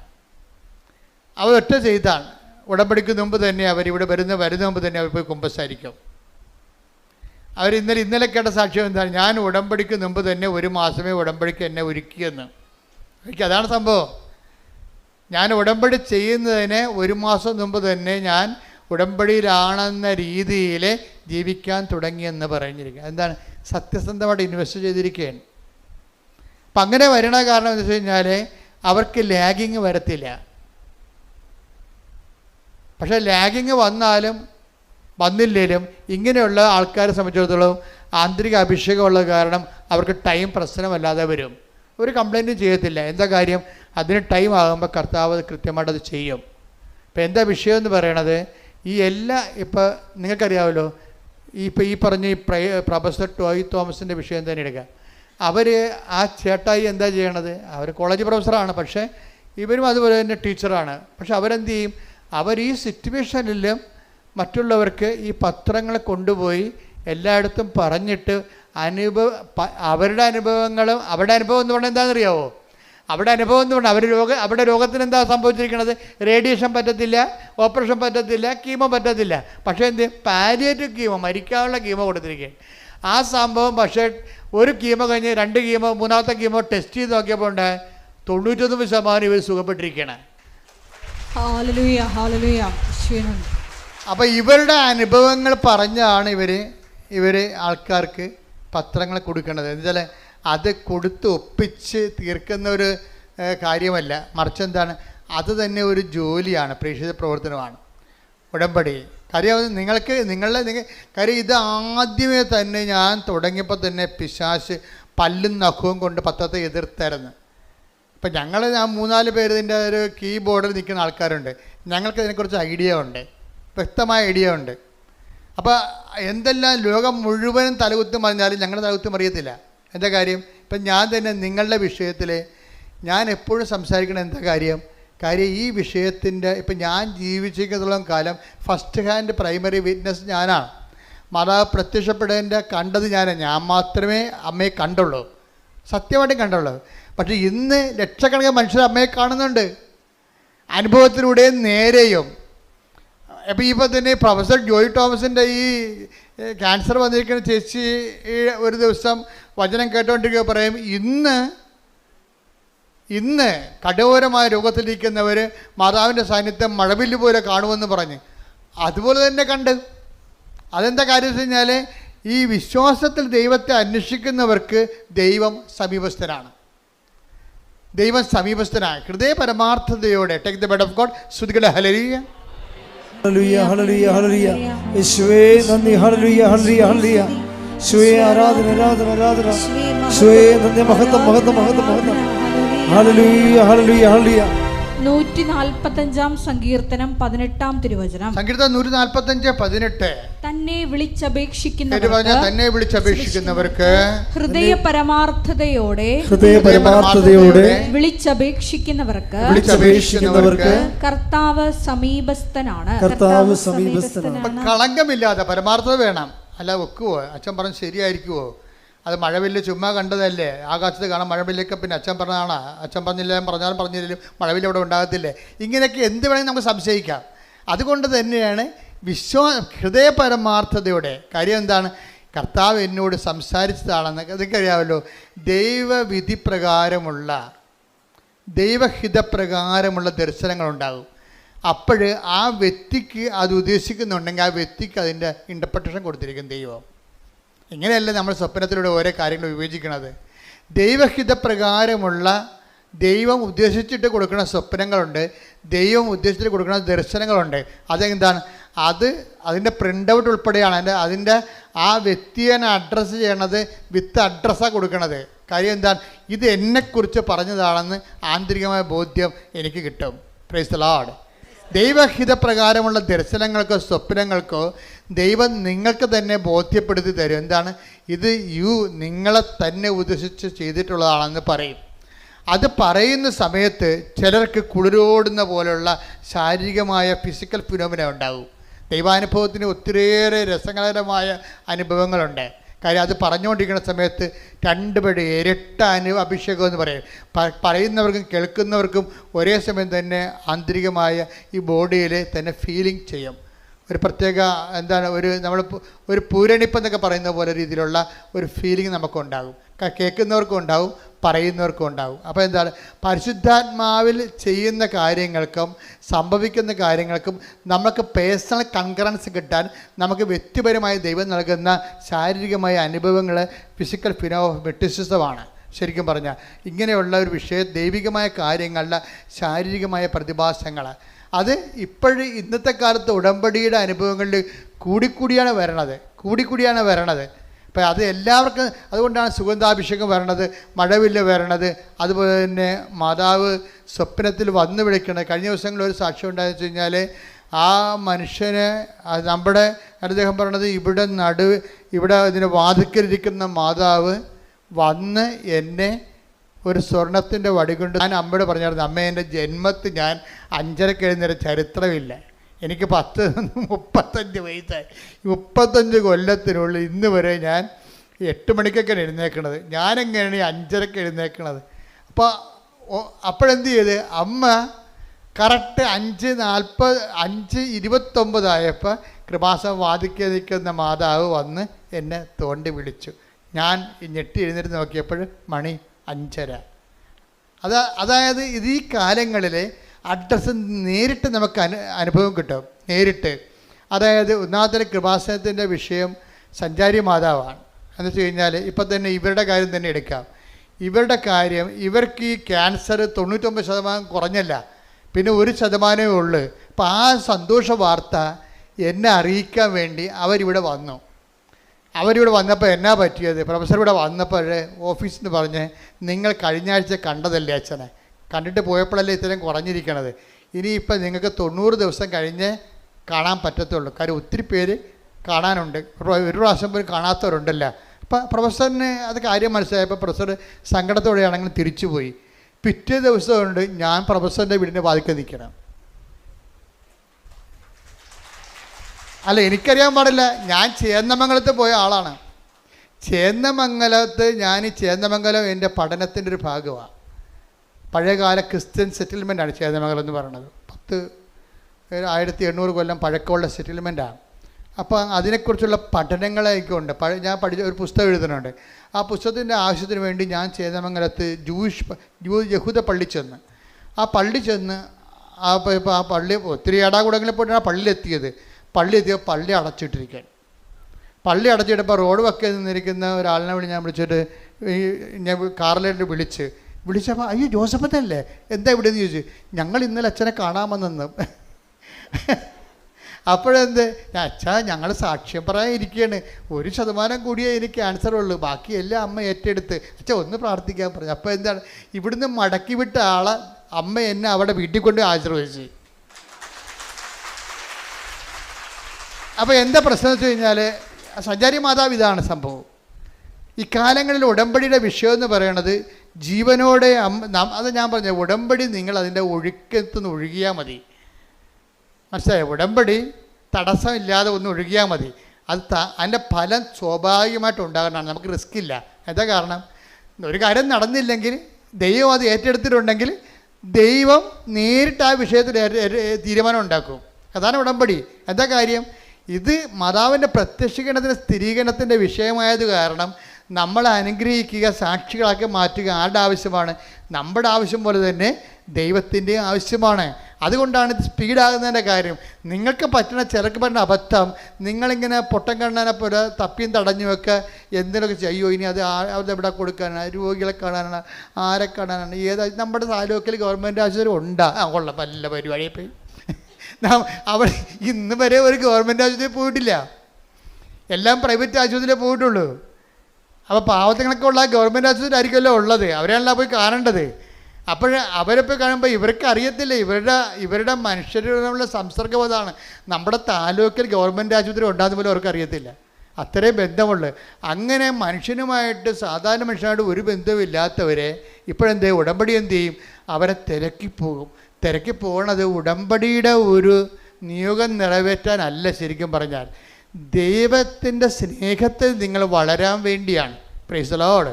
അത് മനസ്സിലായി, അത് ഓർത്തേക്കണം. ഉടമ്പടി അപ്പോൾ നിങ്ങൾ, ഞങ്ങൾ പ്രൈവറ്റ് ആശുപത്രിയിൽ പോയി, ഞങ്ങളത് കണ്ടു, രോഗികൾ കണ്ടു, കുറേ നേരം അവിടെ ഇരുന്ന് സംസാരിച്ചു, അവർക്ക് ഞങ്ങളുടെ കയ്യിലുള്ളതൊക്കെ കൊടുത്തു എന്നൊക്കെ പറഞ്ഞാൽ ഒന്നും ഉടമ്പടി വർക്ക് ചെയ്യത്തില്ല. നിങ്ങൾ എന്താ കാര്യം നിങ്ങൾ ചെയ്യണ കാര്യങ്ങളെല്ലാം ആരാ? ക്രിസ്തുവിനോടുള്ള സ്നേഹത്തോടെയാണ് ചെയ്യേണ്ടത്. Price the Lord. ഇത് നിങ്ങൾ ചെയ്യുമ്പോഴെല്ലാം കർത്താവിൻ്റെ സ്നേഹത്തിലാണത് ചെയ്യേണ്ടത്. പ്രാർത്ഥിക്കുക. കർത്താവായ ദൈവമേ, ഞങ്ങൾ ചെയ്യുന്ന ഓരോ പ്രേക്ഷിത പ്രവൃത്തികളും അങ്ങയുള്ള സ്നേഹത്താൽ സുവിശേഷത്തിന്റെ സാക്ഷിയായി ചെയ്യുവാൻ ഇടയാക്കണമേ. അപ്പോഴേ ഇതിൻ്റെ വിഷയത്തിൽ നമ്മൾ ചെയ്യും തോറും നമ്മൾക്ക് പരിശുദ്ധാത്മാവിനെ കിട്ടും. നമുക്കിത് ചെയ്യുമ്പോൾ ഈ പരിശുദ്ധാത്മാവിലാണ് നിങ്ങൾ ചെയ്തത്, അത് ഉടമ്പടിയുടെ കാര്യങ്ങൾ നിറവേറ്റാൻ വേണ്ടി, നമ്മുടെ കാര്യം നേടാൻ വേണ്ടി ഉള്ള ഉദ്ദേശത്തിലാണ് ചെയ്തതെന്ന് അറിയാൻ പറ്റും നമുക്ക്. ഇപ്പം നിങ്ങളൊരു കാര്യം ചെയ്ത് ഒരു സാരി വാങ്ങിച്ചു കൊടുത്തു, അല്ലെങ്കിൽ നിങ്ങൾ പൈസ ആൾക്കാർക്ക് കൊടുത്തു, അല്ലെങ്കിൽ നിങ്ങൾ ഭക്ഷണം പാകം ചെയ്തുകൊണ്ട് കൊടുത്തു. ഇത് നിങ്ങൾ ചെയ്യുമ്പോൾ ഇത് പരിശുദ്ധാത്മാവിലാണ് ചെയ്തത്. അതാ നിങ്ങളുടെ ഹ്യൂമൻ സ്പിരിറ്റിൽ ഉടമ്പടിയുടെ കാര്യങ്ങൾ നിറവേറ്റാൻ വേണ്ടി ചെയ്യണമല്ലോ എന്ന് വിചാരിച്ചുകൊണ്ട് ചെയ്യാൻ വേണ്ടി ചെയ്തതാണോ എന്ന് അറിയാൻ നമുക്ക് പറ്റും. എങ്ങനെ അറിയാൻ പറ്റുമെന്ന് അറിയാമോ? പരിശുദ്ധാത്മാവിലാണ് ചെയ്തതെങ്കിൽ പിന്നെയും ചെയ്യാൻ വേണ്ടി നമുക്ക് സ്പിരിറ്റ് ഉണ്ടാകും. ഇല്ലെന്നുണ്ടെങ്കിൽ ഇന്ന് രോഗികൾ കൊണ്ടേ കൊടുത്ത് ഇനിയിപ്പോൾ 90 ദിവസം അത് അവരെ കൊടുത്താൽ മതിയല്ല. മനസ്സിലായില്ലേ? 90 ദിവസം ഉണ്ട്. അപ്പോൾ എല്ലാ ആഴ്ചയും കൊണ്ടുപോയി രോഗികൾക്ക് ഭക്ഷണം കൊടുക്കണം. കുഴപ്പമില്ല, 90 ദിവസം വരെ കൊടുക്കാം, പട്ടണത്തിനും കൊടുക്കുക. അപ്പം നമ്മൾ ഈ ദിവസം എണ്ണി കൊടുക്കും. അത് പക്ഷേ അതിനൊന്നും കൗണ്ട് ഡൗൺ ആണ്. അതൊക്കെ എന്താ പ്രശ്നം വെച്ച് കഴിഞ്ഞാൽ അത് ഉടമ്പടി പ്രകാരമല്ല. അത് നിങ്ങളുടെ വയറ്റിപ്പഴപ്പിന് വേണ്ടി നിങ്ങൾ ചെയ്യുന്ന എന്തോ ഒരു ദൈവത്തിൻ്റെ കണ്ണിൽ പൊടിയിടാൻ വേണ്ടിയുള്ള എന്തോ ഒരു തരം പ്രവർത്തനങ്ങളാണ്, മനുഷ്യപ്രവർത്തനങ്ങളാണ്. അത് പ്രേക്ഷിത പ്രവർത്തനങ്ങളല്ല. ഇത് പ്രേക്ഷിത പ്രവർത്തനവും മനുഷ്യപ്രവർത്തനവും തമ്മിലുള്ള വ്യത്യാസം. പ്രേക്ഷിത മീൻസ് അതിൻ്റെ അർത്ഥം എന്താ? വൺ ഹു ഈസ് സെൻറ്റ്, അല്ലേ? പ്രേക്ഷിതം അതായത് ഒരാളെ പറഞ്ഞു വിടുക. ഒരാൾ പറഞ്ഞിട്ടാണ് നമ്മളത് ചെയ്യണത്. അതിനാണ് പ്രേക്ഷിതം എന്ന് പറയണത്. സംസ്കൃത വാക്കാണ്. അതിനാ പ്രേക്ഷിത എന്നൊക്കെ പറയത്തില്ലേ. എന്നുവെച്ചാൽ സ്വയം ചെയ്യണതല്ല. ദൈവം എൻ്റെ പിതാവ് എന്നെ അയച്ചതുപോലെ ടേക്ക് ദ ബെഡ് അപ്പ് ശ്രദ്ധിക്കട്ടെ. ഹല്ലേലൂയ ഹല്ലേലൂയ ഹല്ലേലൂയ. യേശുവേ നന്ദി, യേശുവേ സ്തുതി. ഹല്ലേലൂയ ഹല്ലേലൂയ ഹല്ലേലൂയ ഹല്ലേലൂയ. യേശുവേ ആരാധന ആരാധന ആരാധന. യേശുവേ നന്ദി, മഹത്വം മഹത്വം മഹത്വം. യോഹന്നാൻ 20:21. യോഹന്നാൻ 20:21. പിതാവ് എന്നെ അയച്ചതുപോലെ, ഏറ്റു പറഞ്ഞ പിതാവ് പിതാവ് എന്നെ അയച്ചതുപോലെ ഞാനും നിങ്ങളെ അയക്കുന്നു. അതാണ് വിഷയം. ഞാനും അയക്കുന്നു. അടുത്ത വരി. ഇത് പറഞ്ഞിട്ട് അവരുടെ മേൽ വിശ്വസിച്ചുകൊണ്ട് അവരോട് അരുൾ ചെയ്തു, നിങ്ങൾ പരിശുദ്ധാത്മാവിനെ സ്വീകരിക്കുവിൻ. അപ്പോൾ എപ്പോഴും പ്രേക്ഷിത പ്രവർത്തനത്തിന് അത് എൻസ്പിരിറ്റഡ് ആണ്, മനസ്സിലായേ? മറ്റൊരു സാധാരണ പ്രവർത്തനങ്ങൾക്ക് ഹ്യൂമൻ സ്പിരിറ്റഡ് ആണ്. ഇത് വ്യത്യാസം ഇതാണ്. പ്രേക്ഷിത പ്രവർത്തനം ഇപ്പം നമ്മൾക്ക് നമ്മുടെ IELTS പാസ്സാകാൻ വേണ്ടി നമ്മൾ പൊതിച്ചോറ് കെട്ടിക്കൊണ്ടുപോയി രോഗികൾക്ക് കൊടുക്കുന്നു, ഗുഡ് ബൈ, അവരും തിന്ന് നമുക്ക് സമാധാനം. എന്നിട്ട് നമ്മൾ കമ്പ്യൂട്ടറെ റിസൾട്ട് വന്നാന്ന് പറഞ്ഞ് കൈയടിച്ചിട്ട് നോക്കിക്കൊണ്ടിരിക്കുന്നു. ഇത് ഹ്യൂമൻ സ്പിരിറ്റിലാണ് വർക്ക് ചെയ്യണത്. പ്രേക്ഷിത പ്രവർത്തനം എന്ന് പറഞ്ഞാൽ എന്താണ്? എൻ്റെ പിതാവ് എന്നെ അയച്ചതുപോലെ, പിതാവ് യേശുവിന് ഏറ്റവും വലിയ പ്രേക്ഷിതനാരാണ്? ഈശോയാണ്. അപ്പ അയച്ചതാണ്. എൻ്റെ പിതാവിനെ അയച്ചതുപോലെ എന്ത് ചെയ്യണം? ഞാനും നിങ്ങളെ അയക്കുന്നു. അപ്പോൾ നിങ്ങൾ പോകുമ്പോൾ യേശുക്രിസ്തുവാണ് നിങ്ങളെ ഗവൺമെൻറ് ആശുപത്രിയിലോട്ട് പറഞ്ഞു വിട്ടിരിക്കുന്നത് എന്ന് നമുക്ക് ഫീൽ ചെയ്യണം. അപ്പോഴാണത് പ്രേക്ഷിത പ്രവർത്തനം ആകണത്. യേശുക്രിസ്തുവാണ് നിങ്ങളെ, കർത്താവേ ഒരു 10 പത്രം കയ്യിലെടുത്ത് അല്ലെങ്കിൽ 10 പൊതിച്ചോറ് ഉണ്ടാക്കുന്ന സമയത്ത് നിങ്ങൾ ജപമാല ചൊല്ലിക്കൊണ്ടാണല്ല രോഗികൾക്ക് വേണ്ടി പൊതിച്ചോറ് ഉണ്ടാക്കുന്നത്. അപ്പോൾ ഉണ്ടായിക്കൊണ്ടിരിക്കുന്ന സമയത്ത് നിങ്ങൾക്ക് അത് കൊണ്ടുപോകുന്നതിന് വേണ്ടി പരിശുദ്ധാത്മാവ് നിങ്ങൾക്ക് ആ സമയത്ത് തരും ദൈവം. അതാണ് പ്രേക്ഷിത പ്രവർത്തനത്തിൻ്റെ ഗുണം. പരിശുദ്ധാത്മാവ് തന്നു കഴിഞ്ഞാൽ ഇപ്പോൾ ഈ ജിബിൻ്റെ സാക്ഷ്യം കണ്ട് ജുബിൻ ഞാൻ പറഞ്ഞു നേരത്തെ പറഞ്ഞ കക്ഷിയില്ലേ, അയാളുടെ ചെറുപ്പക്കാരനാണ്. അയാൾ ഉടമ്പടി എടുത്തപ്പോൾ എന്താ സംഭവിച്ചത്? അയാൾക്ക് 4 സപ്ലൈ ഉണ്ടായത്, പിന്നെ അത് കൂടി 7 സപ്ലൈ ആയി. പിന്നെ എന്ത് ചെയ്ത് അടുത്ത എഴുത്തിന് 7 സപ്ലൈ ആൾ ജയിച്ചു. അതാണ് വിഷയം. അപ്പോൾ അത് പക്ഷേ അയാൾ ചെയ്യണ കാര്യം എന്താണെന്നറിയാമോ? അയാൾ അതായത് വേറെ ബ്ലോസം എന്നും പറഞ്ഞൊരാളെ കണ്ടുമുട്ടി ആശുപത്രി ചെന്നപ്പോൾ. ബ്ലസ്സൻ, ഈ ജൂബിൻ ബ്ലസ്സൻ എന്ന് പറഞ്ഞ ഒരാളെ ആശുപത്രിയിൽ കണ്ടുമുട്ടി. ബ്ലസ്സൻ എന്താ? ബ്ലസ്സന് ക്യാൻസറാണ്. അപ്പോൾ ബ്ലസ്സനെ ചികിത്സിച്ച് അവന് അയാളുടെ കയ്യിലുള്ളതൊക്കെ കൊടുത്ത് അവന് ഭക്ഷണമൊക്കെ വാങ്ങിച്ചു കൊടുത്ത് ബ്ലസ്സിന് തോന്നി ഇവനിപ്പോൾ ഒരു പാവപ്പെട്ടവനാണ്, ഇവൻ്റെ അമ്മ ഇവിടെ നിന്ന് നോക്കിക്കൊണ്ടുകൂടെ നിൽക്കണം, അവർ പോയി കുളിക്കുകയോ വല്ലതും ചെയ്യണമെന്നുണ്ടെങ്കിൽ ഇവിടെ ഇവനെ നോക്കാൻ ആരുമില്ല. അപ്പോൾ ജൂബിൻ പറഞ്ഞു, ബ്ലസ്സിൻ്റെ അമ്മയല്ലേ, അമ്മ വീട്ടിൽ പോയി കുളിക്കുക നനക്കൊക്കെ ചെയ്തിട്ട് വാ, ഞാനിവിടെ ഇവനെ നോക്കിക്കൊണ്ട് നിന്നോളാം. കളി വേണ്ട, അത് പ്രേക്ഷിത പ്രവർത്തനം എന്ന് പറഞ്ഞാൽ അതാണ്. കളി മറന്ന കണ്ടില്ലേ? അങ്ങനെ നിന്ന് എത്ര ദിവസം എന്നറിയാവോ? അവൻ പറഞ്ഞു അവർ പാവപ്പെട്ടത് കൊണ്ട് അവർക്ക് ഒരു നേരം ആഹാരം കിട്ടണമെങ്കിൽ പണിയെടുക്കണ്ടേ. അപ്പം അതുകൊണ്ട് ഞാൻ എന്ത് ചെയ്ത് അമ്മയെ പറഞ്ഞ് വീട്ടിൽ വിട്ടിട്ട് ഞാൻ 1 മാസം അവൻ്റെ കൂടെ നിന്നെന്ന് പറഞ്ഞു. Price the Lord. ഇതാണ് പ്രേക്ഷിത പ്രവർത്തനം. ഇതാണ് പ്രേക്ഷിത പ്രവർത്തനം. അപ്പോൾ അവൻ മരിക്കാനായപ്പോൾ അവൻ പറഞ്ഞു എനിക്ക് ജൂബിനെ കാണണമെന്ന് പറഞ്ഞു. പിന്നെ ജൂബിൻ പോയി കണ്ടു. ജൂബിൻ്റെ കൂടെ കൈ വെച്ച് അവൻ മരിച്ചു. അപ്പോൾ ഒരു മനുഷ്യന്മാരെങ്ങനെ ജീവിക്കണമെന്ന് നോക്കിയേ. അവസാന നിമിഷമാണ് അവനെ ശുശ്രൂഷിക്കാൻ കിട്ടിയെങ്കിലും ആ ജീവിതകാലം മുഴുവൻ ഇതിൽ നിന്ന് വരുമാനം കിട്ടി. ഈ ജൂബിനെ ഈ ബ്ലസ്സനെ സ്നേഹിച്ചതിൻ്റെ പേരിൽ കർത്താവ് അവൻ്റെ മരണം വരെ ഇതിൽ നിന്ന് അവന് വരുമാനം വന്നുകൊണ്ടിരിക്കും, കൃപയുടെ വരുമാനം വന്നുകൊണ്ടിരിക്കും. ഒരിക്കലും ജൂബിനെ ദൈവം മറക്കത്തില്ല. അതുപോലെ നിങ്ങളെയും ദൈവം ഒരിക്കലും മറക്കാനാവാ ദൈവത്തിന് എന്ന് ഓർക്കാൻ പറ്റുന്ന രീതിയിൽ ഒരു പ്രേക്ഷിതയായി നിങ്ങൾ ഉയർത്താനും വളർത്താനും വേണ്ടി ഇടിമുഴക്കം പരിശോധിക്കട്ടെ. തിരഞ്ഞെടുത്തയക്കണമേ എന്ന് പ്രാർത്ഥിക്കുന്നു. ഈ കാലഘട്ടത്തിൽ നിന്റെ കൈയും കാലുമായി പ്രവർത്തിക്കുവാൻ ഈ ആരാധനയിലൂടെ ഞങ്ങളെ അഭിഷേകം ചെയ്യണമേ എന്ന് പ്രാർത്ഥിക്കുന്നു.